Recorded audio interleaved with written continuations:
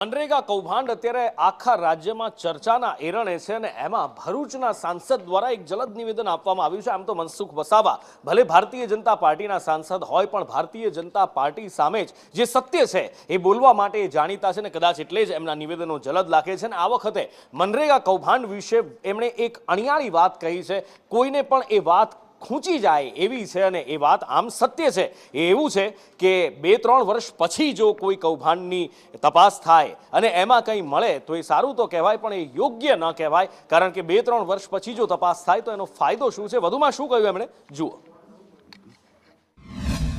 હું તો માનું છું કે ચોક્કસ જે સરકારની ગાઈડલાઈન છે એ પર કામો થવા જોઈએ, લોકોને રોજગારી મળી જોઈએ. જ્યાં રોજગારી તો મળે છે, પરંતુ જ્યાં 60-40ના રેશિયોની અંદર ક્યાંક રોડ રસ્તાના જે કામો થવાના હોય ત્યાં તેમાં મેટલ છે, પછી અન્ય જે ટેન્ડરમાં બતાવેલી જે સામગ્રીનો ઉપયોગ કરવાનો હોય છે એ નથી થતો. આ તો શું કામ થઈ ગયા પછી 2-3 વર્ષ પછી એની તપાસ થાય તો એનો કોઈ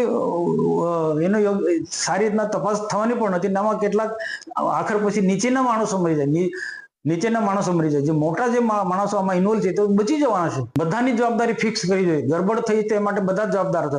મંત્રી જવાબદાર છે, સચિવ જવાબદાર છે, કમિશનર જવાબદાર છે, ડીડીઓ જવાબદાર છે, ડીઆરડી નિયામક જવાબદાર છે,